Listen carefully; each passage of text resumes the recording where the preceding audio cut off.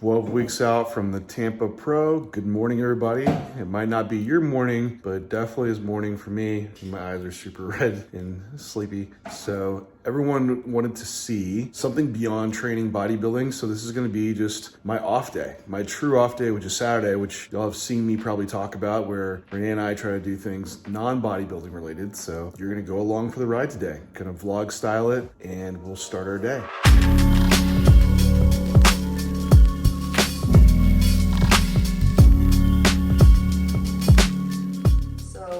Start our day at the coffee machine because coffee is life, especially when you're in prep. So we have this awesome Breville Barista Express, and it makes amazing Americanos. That's our go-to coffee. It was pricey, but man, it was so worth it. So well worth it. I mean, we got it for my birthday. It's been like 3 years. Yeah. And it's been the best thing ever. I feel like a barista.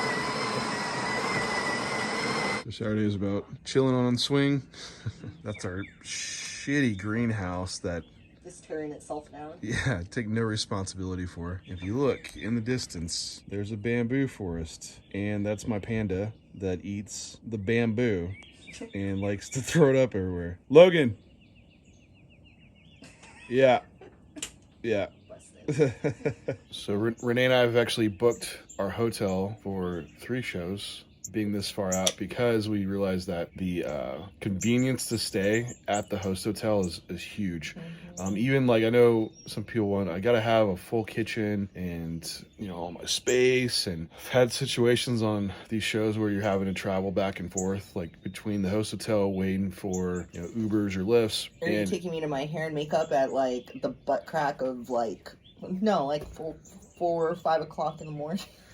Yeah, to be able to just get up at your hotel, walk down to your tanning, your hair and makeup, it's the convenience is worth it. And we've made it work with like mini fridges, or even going to buy microwaves and returning them and things like that. So it's well worth it. But these things book up quick, so we already booked all of our stuff in advance. Whether we do the shows or not, it's because they have like, you know, cancellation policies, so something to think about. So we actually check out my office, since I'm usually in the chair shooting. And some people might be interested in some of the equipment that I use. My office is a mess because I am actually collecting car parts for my Mustang. This is actually entire rear end for the car, and those are actually wheel tubs to tub the car. So I'm running out of the room in the garage, which I'll show you all that in a bit, which is going to be full of car parts as well. But for those interested, like, this is what the setup actually looks like when not in the chair. So there's a C-stand with just a plug-in LED light above. Then we have Roadcaster with mic, and then this is a sign that Luke had got for me, so we light that up with also the little LED lamp and my fake plant. Then for my camera, using a Canon R7 with a 30 millimeter lens, and we scope back out. We do have a small rig box light, and over there you see another little LED light. So lots of lighting. Lighting makes a huge difference, and that is the setup. So I'm gonna go sit at my computer and do my check-in for the day. All right, we can head to the garage. I can show you some cars. We'll probably take these out and go get some coffee. Like I said, my garage is a total mess. Just, this is all suspension stuff for the car, just extra J3 shirts and just tools and things. So this is our 49 3100 Chevy truck, then also 1968 Fastback. So this was actually my dad's truck. This is my car, but if you don't know, my dad had passed away like 3 months ago. So brought this truck up, and 1949, it's actually his birth year. I think that just happened to be a coincidence about it. We were always Ford guys coming up, so like for him to get a Chevy truck was kind of, I was like, what are you doing, Dad? But anyway, the Mustang, I got this 2 years ago. This one's a bit more raw, so not as much of the power features that this one has. This one is pretty modernized. You can see it has like the compressor in the back, so it's all on air ride. It has independent front suspension, rear and back. Very comfortable driver. Has power everything, power steering, power windows, has like Bluetooth, all the modern creature comforts of the current cars, except it is carbureted, so it's not fuel injected, but it's a really good motor. This one's more like mechanical everything, and it's the one that should go under the knife soon to have a lot of work done. It's nice. It's just wanna more power. It does have a 460 cubic inch big block in it. This was originally a V6 car. It's a T code, so it's one of the more like less desirable codes of Mustang, but it's the one, if you're gonna get it, you could do whatever you want to it, make it a resto mod, add a bigger motor to it. So this is the one that I have a 572 cubic inch motor, all aluminum, ordered and coming through. This one will get those bigger tires added to it, wheel tubbed, a cage is going in it. It's going to be something you want to go wild with, but it will be, I will get some power steering added, also fuel injection. So I'll have some more modern amenities, but again, it'll be more of the wild one. While my dad's vehicle, it's more of like the cruiser. It has a Chevy 350 carbureted in it, so it's not anything super powerful. It has a on the column shift, so automatic overdrive transmission, so nice cruiser. So it's the one that Renee and I will probably take out today. 1949, that was my dad's birth year. If you had to have a car from your birth year, what would you pick? And I was born in 86, so if I had to pick a car from 86, that's not the year for like awesome cars, really. I think I'd pick a 86 Buick Grand National. This was, I feel like, a bit ahead of its time because those actually came with a V6, but it was turbocharged. So has some potential there, and also anything with boost is just better. Outside of that, probably go with another Mustang just because I'm a hardcore like Ford Mustang fan. But anyway, like to hear what yours pick would be from your birth year. Let me know down below. Some other stuff for a great tip is this Meguiar's Ultimate Waterless Wash. For these classic cars, like water in them is a real negative thing because it can sit in a lot of these crevices and cause rust. So this stuff is phenomenal, which is what I just cleaned this car with. So you basically just spray it on, wipe with one cloth, then dry with another one, and you could do the whole car in less than 10 minutes. So we're making our Ninja Creamy ice cream. Basically, I use cashew milk, stevia, 2 stevia packs, and animal whey. And you just shake it up in your shaker, and then you pour it in your little pint and you freeze it, and then we'll blend it at the end of the night. Is that a good rundown? Yeah, and so for more context around that, Saturday nights is ice cream night, which we don't have it any other night of the week. We've done it on prep where we have it like every single night, but it's been nice to have more of like this treat. So usually it's movie night at home and we have this ice cream, which if you look up the Ninja Creamy, it's a total hack on prep because it's phenomenal. But you freeze this, we do it for about 12 hours, then it just spins it in this machine and it's super creamy ice cream. It's legit. So check it out. All right, Renee and I made it out of the house. Coffee. To surprise, surprise, more coffee. More coffee. This is the Point. It's a food truck park that's by our house. They have a coffee place called Just the Drip. We get Americanos. And they have a good selection of sugar-free syrups. We got sugar-free Irish cream. Yeah. It's really good. Let me see. In fact, you don't even need the stevia. Yeah, we brought our own stevia just in case, but no, this place was pretty cool. We'll go outside and check it out. Yeah, so pretty cool place. We have, the food trucks will kick off soon, but this is a good place on prep if you wanted to come and get like a little bit of everything, because they have like tortas and they have sushi there. They have Thai food. They have New York grill with gyro and burgers and stuff. So just a little bit of everything. Pretty cool place. So Renee and I are gonna drive over to Helotes, which is where I grew up. Right now they have the Cornival going on. Helotes means corn, and it's a big parade they do. They also have a carnival and a rodeo. We might not be able to check it out, but we'll give it a go and see what's up. Well, Renee and I missed the parade. This is not the parade. Oh, look, there's one. We got some balloons. All right. That was incredible. So we didn't miss it after all. Yeah. You know, we, of course, like usual mornings, like our coffee escapades, like takes up, it is priority. It is priority and it's worth it. But this is our first time taking the truck out with the air ride working before the compressor wasn't coming on. This ride fucking sucks. Guys, it is like I have a headache from all the jostling. Like, coffee all over us. It's like riding on like blown up, overinflated balloons. with that being said, is anybody interested in a For sale, a 49 Chevy. And they got this belt that's whining, and it'll shut off though. It's a great ride. But it's a keeper. So, probably we'll be selling this. Well, that happened. So, why the belt was squeaking was that the radiator was leaking. And as I was sitting there, I saw like the temp gauge was starting to creep up. And the radiator has a leak in it. And leaking fluid onto the belts. And that's why they're squeaking. Renee and I, on our off day, our low stress day, now this is no big deal. We'll take a lift back home, we'll eat, let the motor cool down. I'll fill it up with radiator fluid when I come back and then drive it back home. Not too far from home, but just need to let it cool down and make sure I make it all the way. Fun stuff. All right, so we went and got the truck and made it back home. With Dad's truck, you mean? Dad's truck because it overheated. So now we picked up my mom. Wave, Mom. Hi. Hi. It's my mom. We're going to the movies. I'm going to see The Covenant. It's the military movie with, who's that? Is it Jake Gyllenhaal?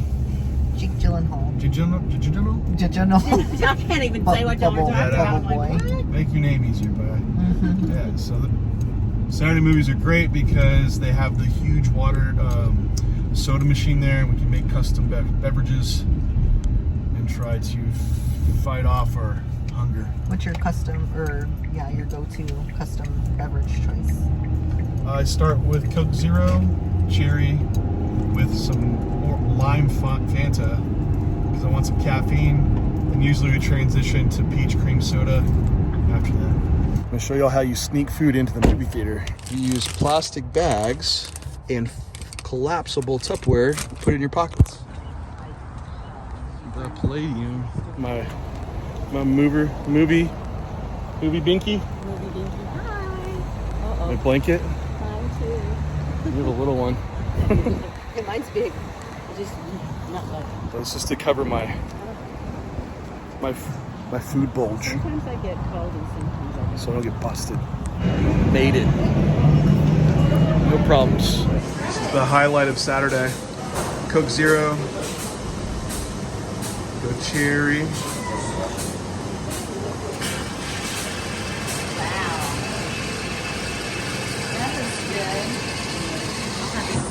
And what? And lime Fanta, and lime. And go. For our thoughts on the movie. It's really good. I like Yeah, highly recommend The Covenant. Extremely suspenseful two-person movie. It's nonstop, heart-gripping too. Just tears at the heartstrings. Check it out. It was exhausting. It was I exhausting exhausted. for like a Saturday trying to be relaxing and off day. Kind of driving a lot of anxiety today. Right? Oh well, it was worth it. It's supposed to entertain me. All right, back home.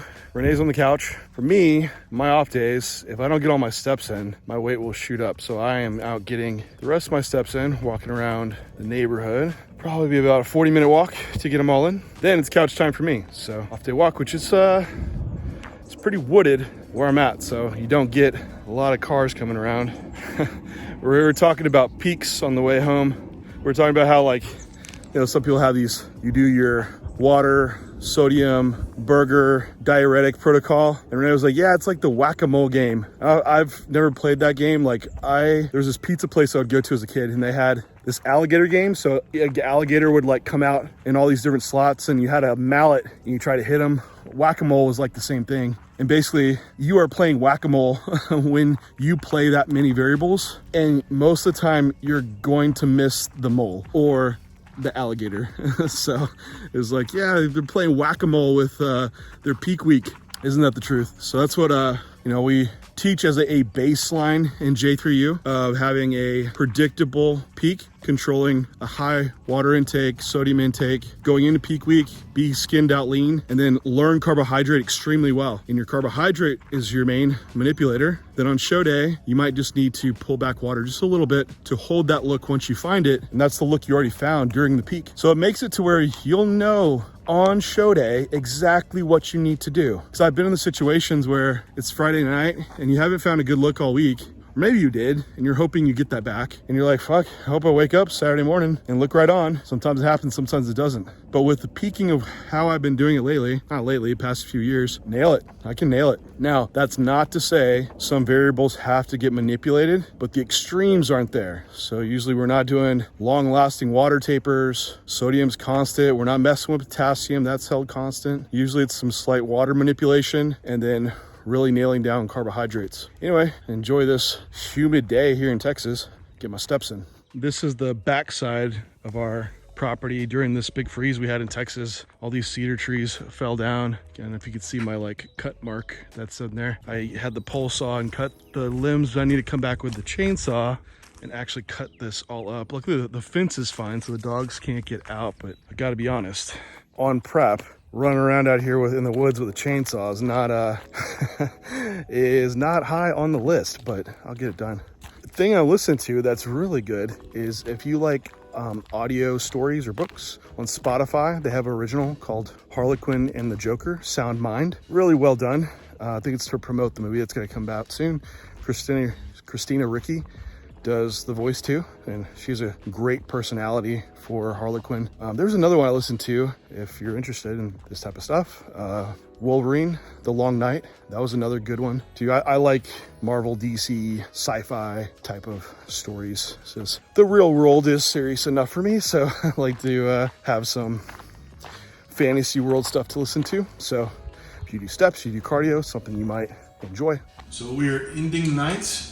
I know there hasn't been any physique update or talk about the plan, and that is what Saturday is for us. It's off day. Did a little bit of bodybuilding talking, but I don't think about my actual prep that much. So I'm gonna leave you with this though. John's oat brownie. It's a game changer in prep. I've done this recipe before, but everyone likes it, and you might be new, so I'll show you what it is. And basically I'm doing 50 grams of oat powder, doing 8 grams of cocoa powder. I eyeball the baking powder, which there's not any calories in this stuff, so that's okay. 2 packets of your sweetener of choice. You're going to mix your dry ingredients together, because you will get clumps if you put the wet ingredients in first, which of course, since I'm talking and doing the video, I forgot my scoop of brownie batter, Animal Way, which is 35 grams. Now I will mix the dry ingredients together. I was thinking like, gosh, it just looks so thin today. 30 grams of pumpkin and 30 grams of egg beater. Then we'll add water until we get a thinner consistency. You're all gonna see the Ninja Creamy. I guess Renee wants me to show you this, which this is the Ninja Creamy. And where? Got it. So, Ninja Creamy. We have our frozen thing that Renee made earlier. Put it in. We lock our top. And we're gonna hit light ice cream, and I will show you the result. All right, so once your ice cream is done, you will see, look at that creamy protein ice cream. Am I even on prep? Is this a cheat meal? What's happening? And then what we'll do is we'll put our brownie yolk cake. You can see it's pretty runny in the microwave for 3 minutes. I'll show you what it comes out to. All right, so this is how the oat brownie turns out. And it's kind of like a cakey brownie. And I'll put some fried butter on top of it. And that's my nightcap. So that wraps up the night. I'll have our ice cream, have this oat brownie. That wraps up my off day. I know this was a different style of video. Hope you liked it, and we'll see you next week.